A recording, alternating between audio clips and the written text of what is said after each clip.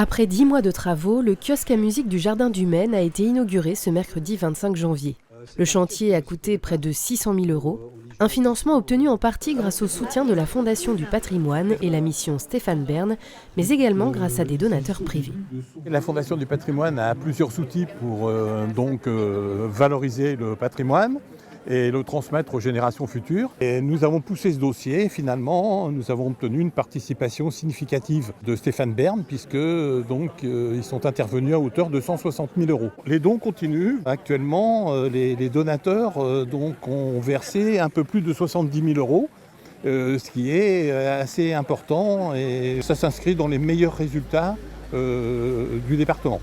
Pour arriver à ce résultat, il a fallu un gros travail de préparation du chantier, notamment pour les opérations de déplombage qui ont été réalisées en toute sécurité. Le kiosque a été recouvert d'une bâche pour permettre le nettoyage et l'enlèvement du plomb, tout en laissant bien sûr le parc ouvert sans danger pour le public qui était autour. Et puis ensuite, la grande étape également, ça a été la dépose du lanternon et sa repose ensuite, une fois qu'il a été restauré. Ça, c'était une étape tout à fait marquante. Un des enjeux majeurs de cette rénovation, retrouver un kiosque au plus près de ce qu'il était lors de sa construction en 1891. C'est exactement le même kiosque qui était précédemment. Les éléments qui ont été remplacés, ce sont tous les éléments qui étaient oxydés, qui ne pouvaient pas être restaurés puisqu'ils étaient trop percés en fait par l'oxydation. Et donc ces éléments-là ont été restaurés, mais à l'identique de ce qu'il y avait avant. Donc toute la dentelle qui fait la périphérie du kiosque et qui fait justement l'effet un petit peu boîte à bijoux a été exactement restaurée à l'identique de ce qu'il y avait auparavant. Parmi les éléments restaurés, on trouve aussi les 14 cartouches en terre cuite émaillée qui bordent le contour du kiosque. Quand on a reçu les cartouches, ils étaient à peu près dans cet état-là.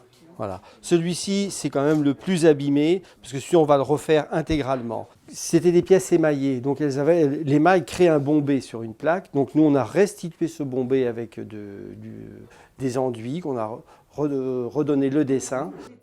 Un long travail de recherche et de précision a été nécessaire pour obtenir des résultats à la hauteur. Il y a eu des suppositions de dessin, de reconstitution en pensant que c'était comme ça, mais sans vraiment savoir le cas.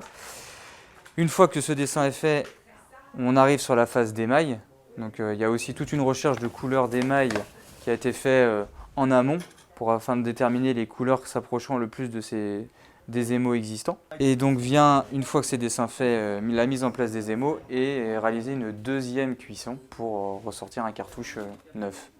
Après des mois de travaux, la découverte du chantier terminé est une vraie satisfaction.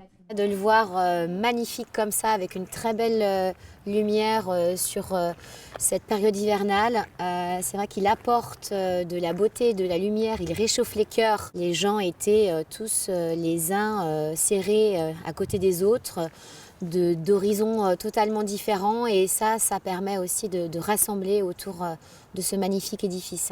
Et pour profiter en conditions réelles du kiosque à musique, une deuxième inauguration plus festive sera organisée le dimanche 14 mai, avec notamment un concert et des animations proposées par les associations culturelles luçonnaises.